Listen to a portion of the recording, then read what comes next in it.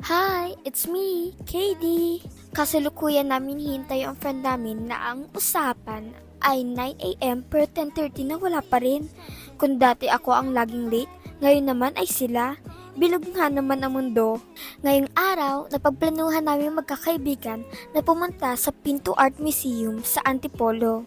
May katagalan na rin kasi simula noong nakapagbanding kami, gawa na rin na sa iba't ibang school kami nag-college at hindi kami magkakatugma ng mga schedule. Buti na lang talaga at umayon ang araw sa amin ngayon. Pumila na nga kami para bumili ng tiket. 250 pesos sa adult habang sa mga estudyante naman ay nasa 125 or 150 pesos lamang. Sayang lang at hindi ko na-avail ang discount dahil naiwan sa sasakyan ang student ID ko. Binigyan na nga rin kami ng map dahil may kalakihan pala ang museum na ito. Sa kasalukuyan ay meron silang 7 gallery. Pumasok na nga kami agad. Ang refreshing ng lugar lalo na at puno ng mga puno at halaman ng paligid. Ewan ko ba sa mga kaibigan ko at bakit tinago ang map? Yung unang spot na lang tuloy ang una namin pinuntahan. Sa totoo lang, hindi ko rin alam kung para saan ang kama rito o kung anong history nito. Wala rin kasi nakapaskil sa gilid nito para sa description. Paki-comment na lang kung may idea kayo. May mga cafe rin dito kung sakaling gutumin o mauhaw kayo. Bumaba na kami pero bago iyon ay nagpicture-picture muna kami para aesthetic ang feed sa Instagram. Ito nga at nag-allow human bumirang pa ako. Gallery 3 nga palang una namin pinasukan. Tunay nga nakakamangha ang talento ng mga Pilipino. Dati, tinanong ako ng kaibigan ko kung ako raw ba ang mamimili anong gusto kong talento. Siyempre, ang pag-drawing o pinta, basta may kinalaman sa arts. Lalo na at may mga emosyon talaga ang mga tao na mahirap i-express sa pamamagitan ng salita. Magandang outlet din kasi ang art para ilabas ang damdamin at mga isip na bumabagabag sa atin. Gallery 2 ang sumunod. Tumagal kami rito lalo na at mas maraming arts dito ang nagustuhan ng mga kaibigan ko. Picture on, picture rito. Marirealize mo rin talaga na ang mga arts dito ay hindi lang basta naisip ng mga artist. Kung hindi ay may mas malalim pa talagang history, kaya naman mas mamamangha ka kapag nabasa mo ang mga ito. Gallery 1 naman ito. Para sa akin, ito ang pinakapaborito ko lalo na nagsisilakihan ng mga paintings dito. Pwede ka rin magpahinga lalo na sobrang init habang ina-appreciate ang mga naglalakihang paintings.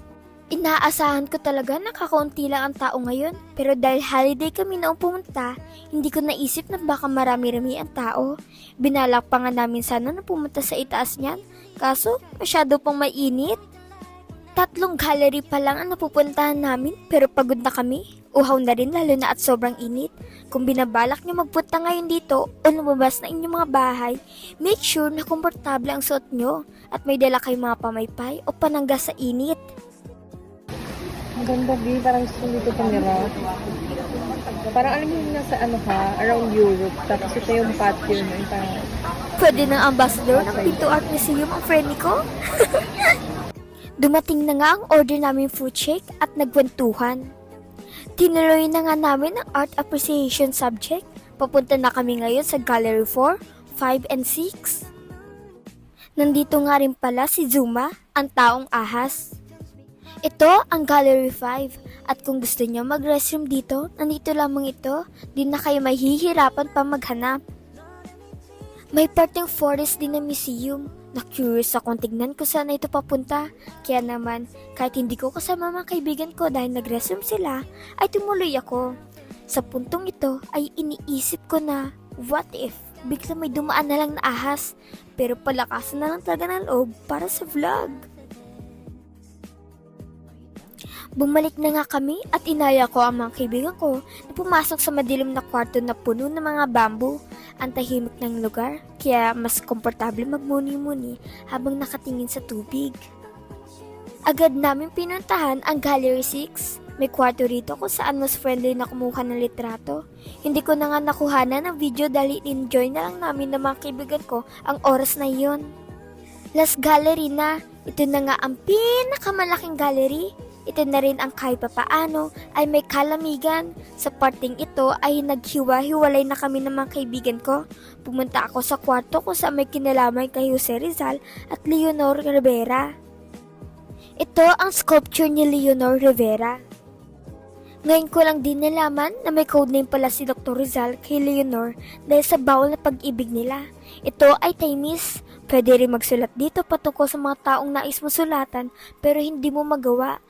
Ang sulat ay mananatili lamang sa museum at walang maaaring makabasa nito.